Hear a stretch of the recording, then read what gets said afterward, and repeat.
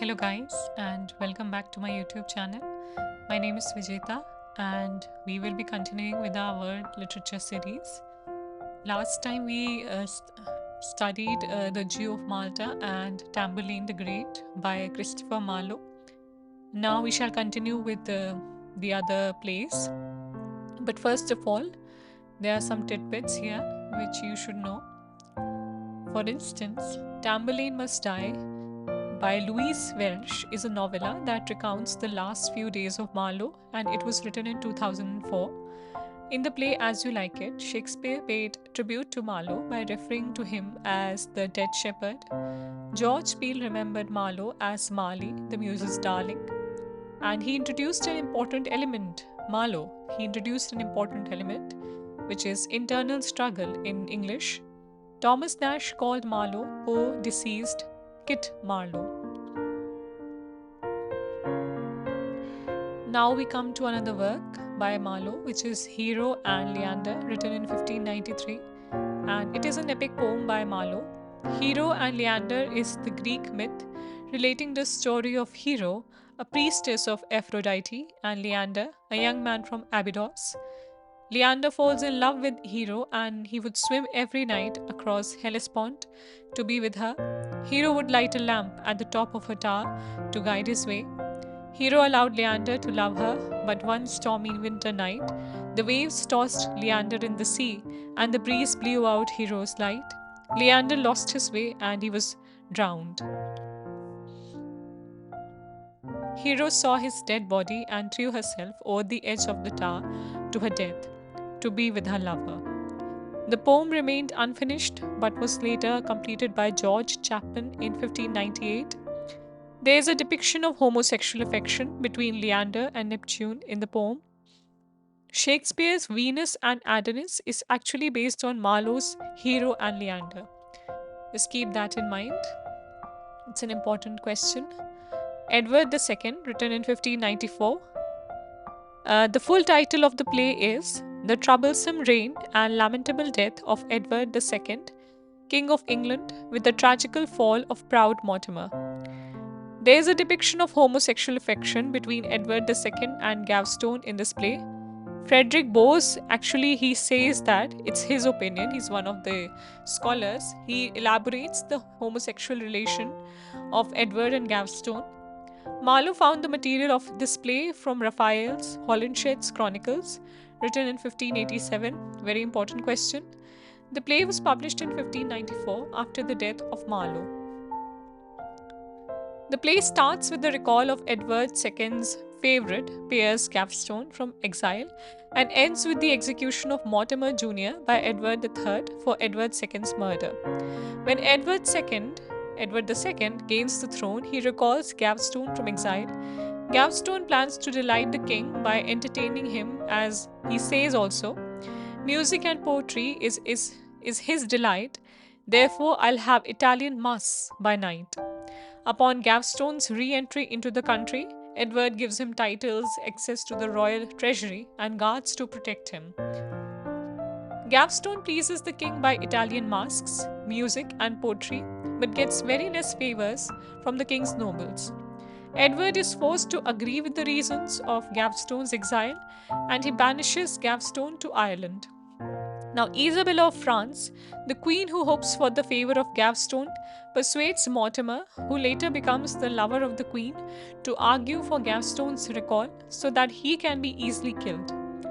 The nobles Warwick and Lancaster, execute Gaveston, and eventually Edward executes them because he liked Gaveston a lot. Edward seeks comfort with Spencer and his father. Isabella takes Mortimer as her lover and travels to France in search of allies.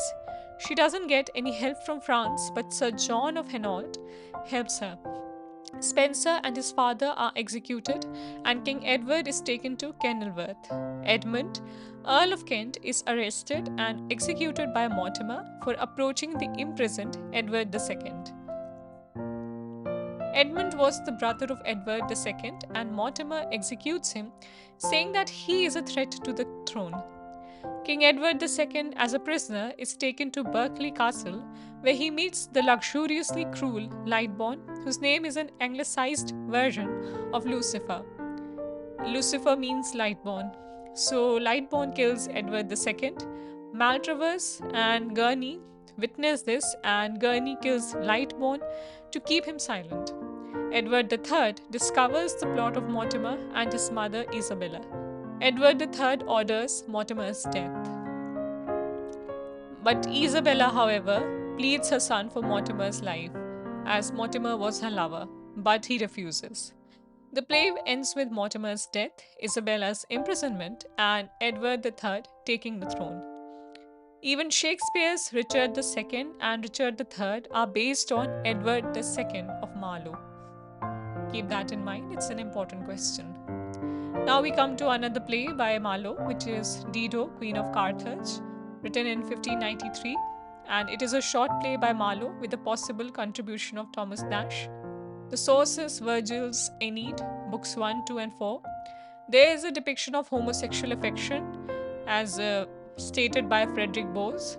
He thinks that there is some homosexual element between Ganymede and Jove. Now we come to the plot. Jupiter is in love with Ganymede, who says that Jupiter's wife Juno is mistreating him because of her jealousy. Venus enters and complains that Jupiter is neglecting his son Aeneas, who has left Troy with the survivors of the defeated city. Aeneas is on his way to Italy but loses his way in a storm. Jupiter tells Venus not to worry, he will quiet the storm. Now Venus travels to Libya disguising herself as a mortal, and she meets Aeneas. He recognizes her, but she denies her identity. She helps him to meet Ilynius, Sergestus, and Cloanthes, the other Trojans who have already received generous hospitality from Dido, Queen of Carthage. Dido meets Aeneas and promises to supply ships. She asks him to give her the true story of the fall of Troy. Aeneas dictates the same, describing the death of Priam, loss of his own wife, and his escape with his son Ascanius with the other survivors. Dido's suitor Erebus presses her to marry him, but Venus has some other plan. She disguises Cupid as Aeneas' son Ascanius so that he can get close to Dido and touch her with his arrow. Cupid does so, and Dido immediately falls in love with Aeneas, rejecting Erebus. Now Dido's sister Anna, who is in love with Erebus, she encourages Dido to pursue Aeneas.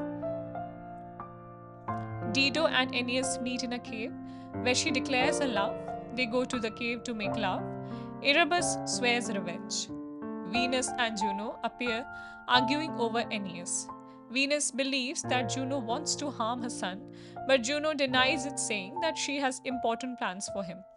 Aeneas and his followers plan to depart Libya, but Anna brings them back. Dido did not want them to leave, so as a precaution, she removes all the sails and tackles from his ship. She also places Ascanius in the custody of the nurse, believing Aeneas will not leave without him, but as we know, it was Cupid who was disguised as Ascanius. Dido says that Aeneas will be the king of Carthage, and anyone who objects will be executed. Aeneas agrees and plans to build a new city to rival Troy and strike back at the Greeks. Mercury appears with the seal of Ascanius and informs Aeneas that his destiny is in Italy and he must leave Libya on the order of Jupiter. Aeneas accepts the divine command. Erebus is happy to this news and supplies Aeneas with the missing tackle. So I shall keep the lecture till here only. I hope you liked it. If you liked my video, please give it a like, subscribe to my channel. Any corrections or suggestions are welcome. Thank you all.